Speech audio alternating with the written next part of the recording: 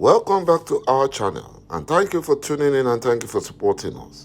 But if you're new to this channel and you haven't subscribed yet, please encourage us by doing so that we can bring you the latest news as they come. And together we can support our leader, Mazi Nnamdi Kanu, IPOB, and Eastern Security Network to make our Biafran dream and restoration a reality.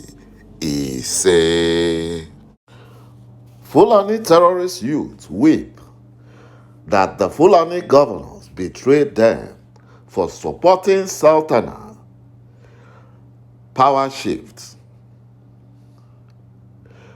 They are afraid that if the Sultanas take over power, then the Fulani terrorists are in trouble, and they have all planned to run back to Sahel with all their soldiers. The Fulani terrorist group in the north are very angry with their Fulani governors for supporting Southern presidential candidate in the main Fulani evil political party, APC. The Fulani terrorist youths lambasted their governors and called them cowards and described their action as treachery and abuse of privilege. Trouble started after the Fulani presidential cabal choice was rejected by the party, and the Ondo State Governor, είμ threatened that the Fulani political party, which he belongs to, will lose the 2023 presidential election if they field a Fulani candidate. Peter Obi's popularity became a threat to the Fulani Nigerian government, and having nothing against him, they don't know how to stop Peter Obi. And the Buhari impostor with their Fulani governors had to bow under pressure because they are afraid that Obi might win the 2023 presidential election. That is, if Nigeria still exists. They are afraid. Because they are afraid they don't want to field two Fulani presidential candidates in APC and PDP, thereby splitting the Fulani vote, and the South and the Middle Belt, even though they don't like Biafrans, they will be forced to support a Biafran candidate. And that's what the Fulani Janjaweed does not want. Because they have taken over forests in the South and the Middle Belt, and they are about to complete their jihadist conquest. And transferring power to the South will be a big hindrance to the northern Fulani conquest. And that is why their Fulani youth, terrorist youth, are fighting, threatening their leaders not to hand over to the South. After they have successfully made Nigeria an Islamic nation, they have succeeded. Because our leaders in Biafran land and in the South do not care. All they care about is how to enrich themselves, how to loot. That is what they care about. And the Fulani Janjaweed understands this. They have allowed them to loot as much as they can. They have looted so much. Looted. The Fulani allowed them to loot. And they are looting, doing nothing to improve their states. But the good news is that very soon, that zoo called Nigeria will no longer exist. And all those Biafran politicians and Southern politicians who have stolen the state treasury dry, they will surely pay for them. They will pay.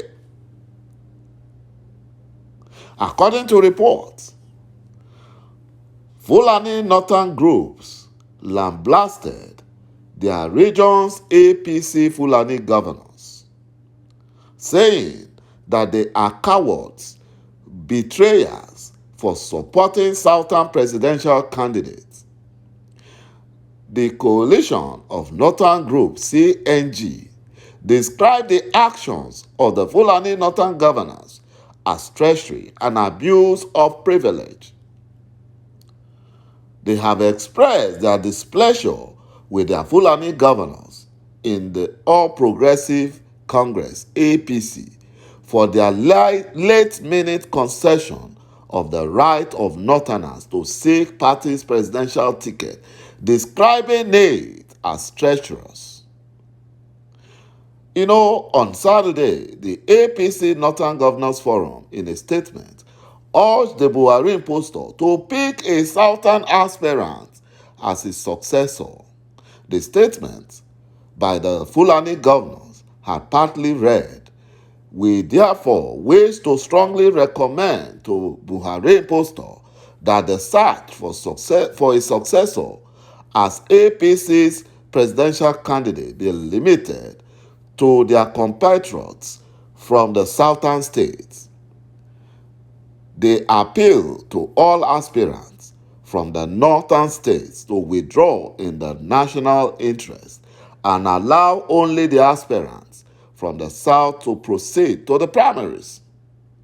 According to the Fulani terrorist group, they said that for the APC governors from the north to take such a weighty decision at the expense of the collective interest and future of the Fulanis amounts to arbitrary treachery and blatant abuse of privilege. The CNG said in a statement by its Fulani terrorist spokesman, Abdulaziz Suleiman, the group further said that the decision was also clearly a brazen breach of the standard democratic practice by selfish Fulani northern governors who sees power as an end in itself. The move aimed mainly at serving the vice presidential ambition of the state governors without minding its unforeseen consequence on the future of the larger population of the Fulani North is not only undemocratic, but a betrayal of the region's past leaders who toiled and paid with their lives to ensure a strong, prosperous region. It also points to a cowardly cave-in by those who pose as northern leaders today to the threat, intimidation, and blackmail of the southern political elites. This act of treachery and betrayal shall certainly not go unnoticed. And in the fullness of time, the Fulani governors, according to them, the Fulani terrorists, said will be called to account for the consequences of their selfish compromise by these and coming generations of the Fulani North. My brothers and my sisters, you can see that the Fulani Janjaweed does not want to stop their terrorism. They want to continue. And that is why they are angry with their Fulani governors, who have said that if they take any action, that the Yorubas and the Igbos will be united, and that will be the end of the Fulani Janjaweed. Thank you, my brothers and my sisters, for watching this video, and bye-bye for now.